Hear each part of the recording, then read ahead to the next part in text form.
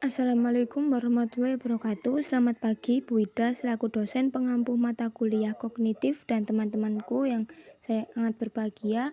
Perkenalkan, nama saya Irma Maratu Soliha dari kelas 2022A dengan nomor induk mahasiswa 22010684019.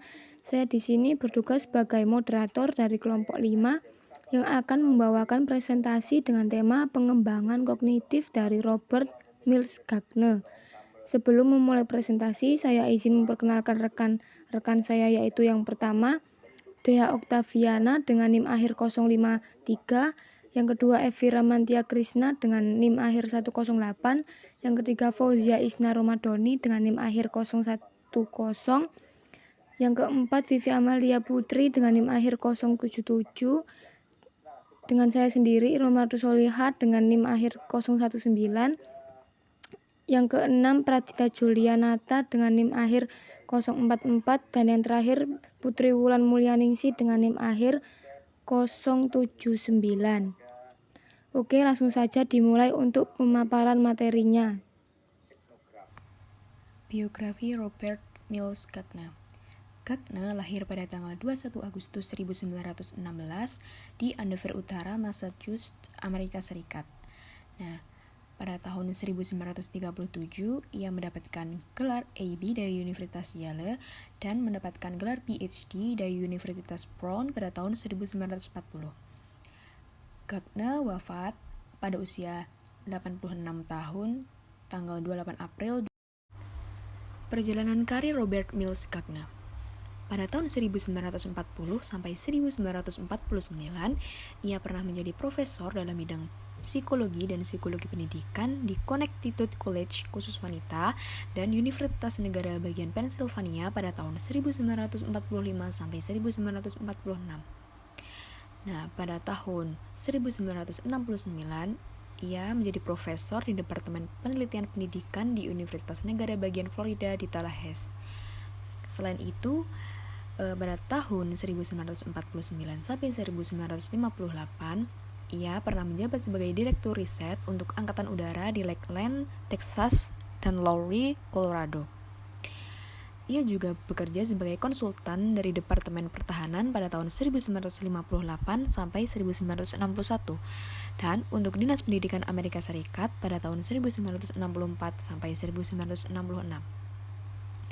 Pada tahun 1962 sampai 1965, ia bekerja sebagai direktur riset pada Institut Penelitian Amerika di Pittsburgh. Baik, materi selanjutnya yaitu pengelolaan otak manusia. Gardner berpendapat bahwa belajar sebagai proses pengelolaan informasi dalam otak. Salah satu teori yang berasal dari psikolog kognitif adalah teori pemrosesan informasi yang dikemukakan oleh Robert Mills Gardner. Menurut teori ini, belajar dipandang sebagai pengelolaan informasi dalam otak manusia, sedangkan pengelolaan otak manusia sendiri dapat dijelaskan sebagai berikut.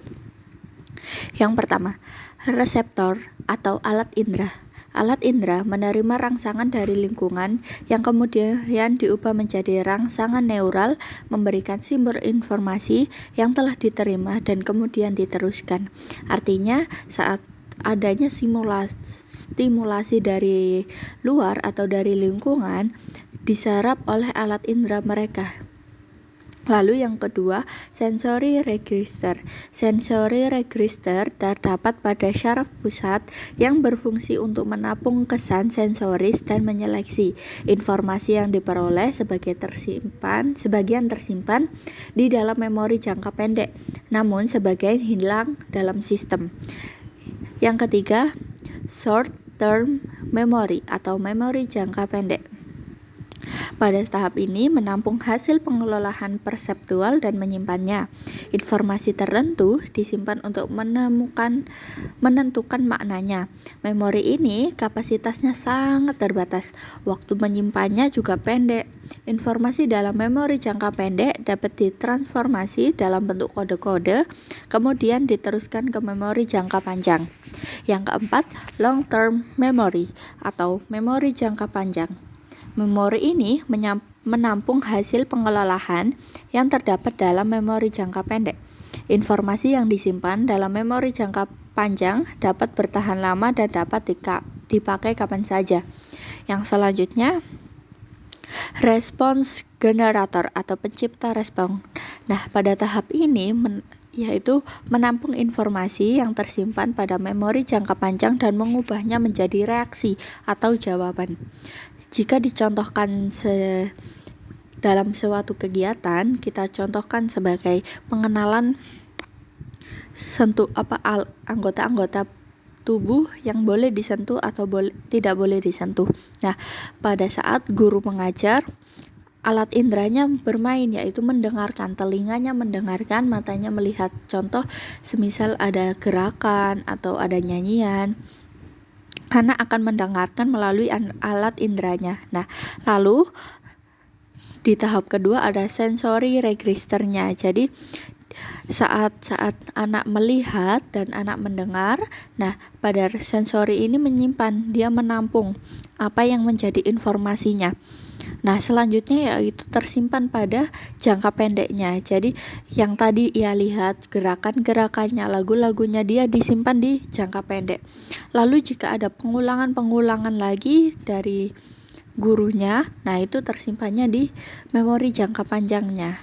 Nah, tahap kelima yaitu respons generator, yang artinya atau reaksi jawabannya anak bisa mengikuti atau anak bisa menghafal lagunya. Nah, itu reaksi jawaban dari anak. Materi selanjutnya yaitu hasil belajar yang akan dicapai menurut Gagner. Yang pertama ada informasi verbal. Kapabilitas informasi verbal merupakan kemampuan untuk mengkomunikasikan secara lisan pengetahuannya tentang fakta-fakta. Informasi verbal diperoleh secara lisan, membaca buku, dan lain sebagainya. Informasi ini dapat diklasifikasikan sebagai fakta, prinsip, atau nama generalisasi. Yang kedua ada keterampilan intelektual, merupakan kapabilitas keterampilan intelektual untuk dapat memperbedakan, menguasai konsep, aturan, dan memecahkan masalah. Kemampuan-kemampuan tersebut diperoleh melalui belajar. Materi selanjutnya akan dijelaskan oleh rekan saya. Lalu untuk selanjutnya nomor 3 ada strategi kognitif, yang dimana kapabilitas strategi kognitif ini adalah kemampuan untuk mengkoordinasikan serta mengembangkan proses berpikir dengan cara merekam, membuat analisis, dan juga sintesis. Lalu yang nomor 4 ada sikap, di mana kecenderungan merespon secara tepat terhadap stimulus atas dasar penilaian berdasarkan stimulus tersebut. Nah, respon yang diberikan oleh seseorang terhadap suatu objek mungkin positif, mungkin juga bisa negatif, tergantung penilaian terhadap objek yang dimaksud.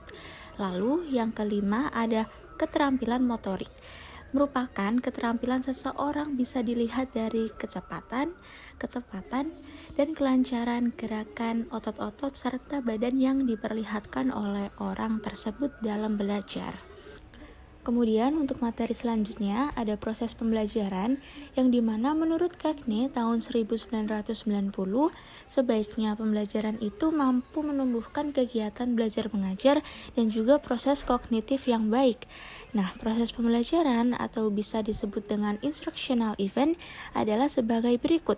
Yang pertama ada menumbuhkan minat dan juga memfokuskan perhatian kepada siswa. Yang kedua ada menyampaikan tujuan dari kegiatan belajar mengajar. Yang ketiga ada mereview pelajaran sebelumnya. Yang keempat ada menyampaikan materi-materi pada proses pembelajaran. Untuk materi selanjutnya akan dipresentasikan oleh rekan saya.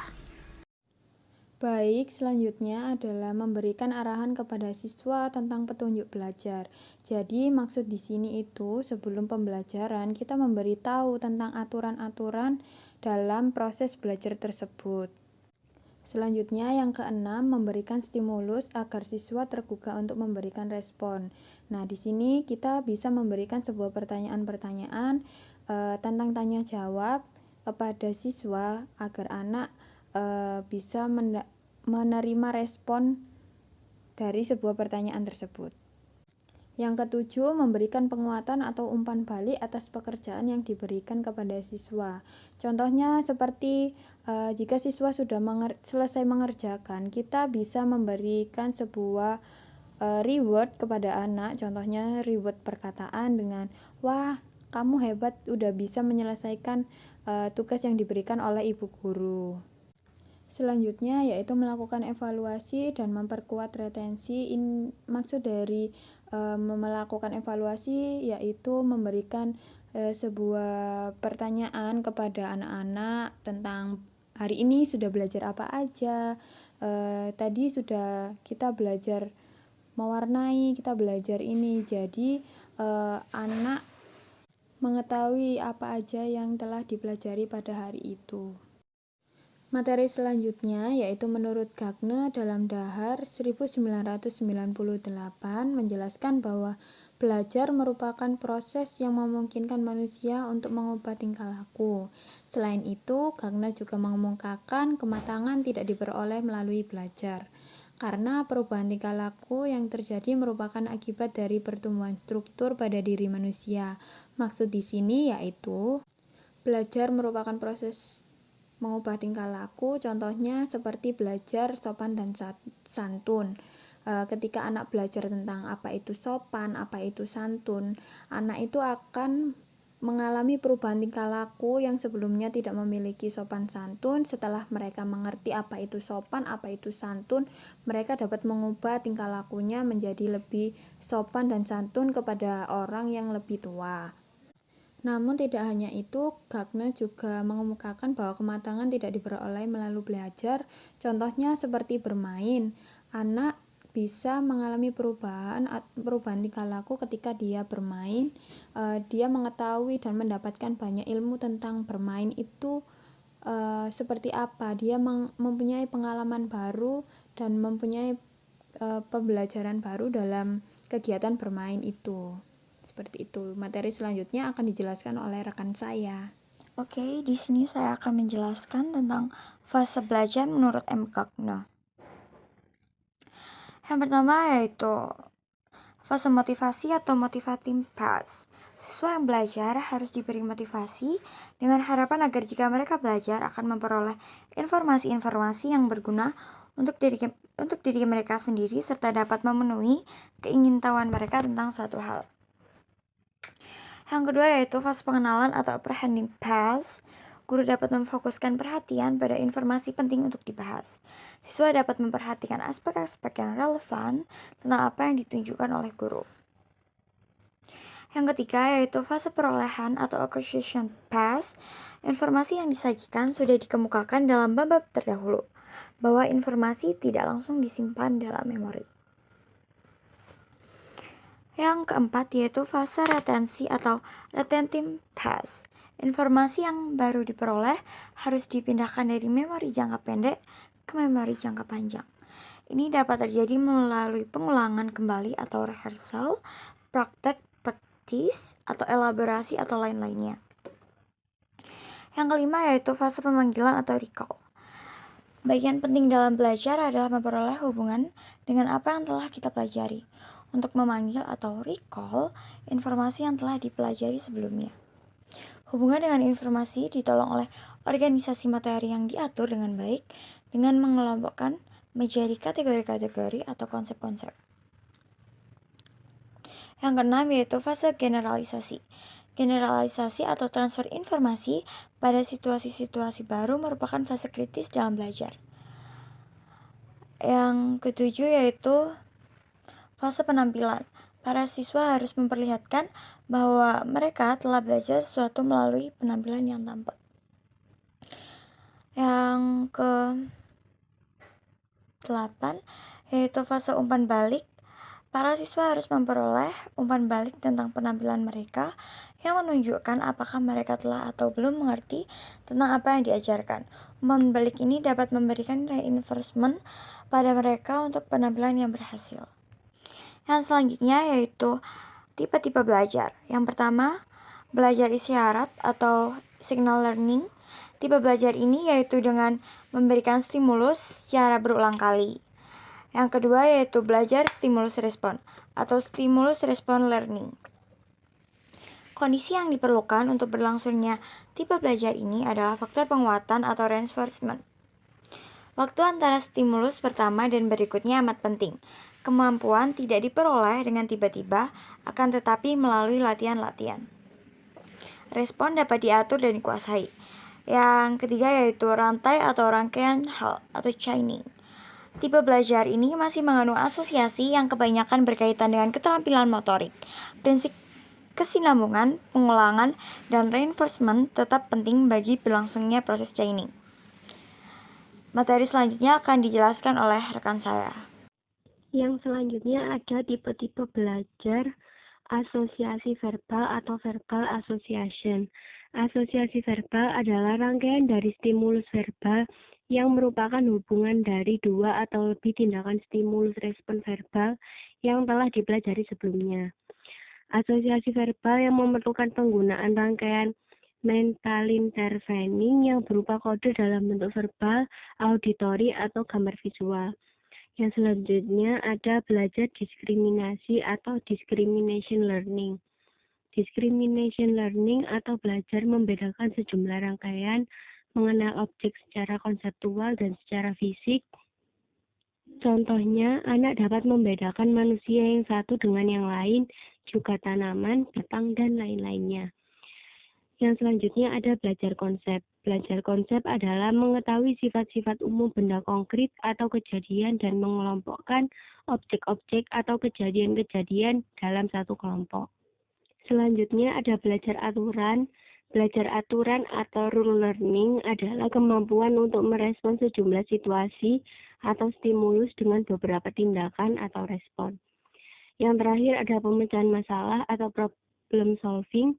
Tipe belajar ini menurut Gagner merupakan tipe belajar yang paling kompleks, karena di dalamnya terkait tipe-tipe belajar yang lain, terutama penggunaan aturan-aturan yang disertai proses analisis dan penarikan kesimpulan. Pada tingkat ini, siswa belajar merumuskan memecahkan masalah, memberikan respon terhadap rangsangan yang menggambarkan atau membangkitkan situasi problematik. Tipe belajar ini memerlukan proses penalaran yang kadang-kadang memerlukan waktu yang lama. Tetapi, dengan tipe belajar ini, kemampuan penalaran siswa dapat berkembang. Selanjutnya saya serahkan pada moderator. Baik, terima kasih atas pemaparan materi yang telah diberikan oleh presentator. Kurang lebihnya mohon maaf, saya tutup presentasi hari ini. Mohon maaf apabila salah kata atau salah perbuatan. Wassalamualaikum warahmatullahi wabarakatuh.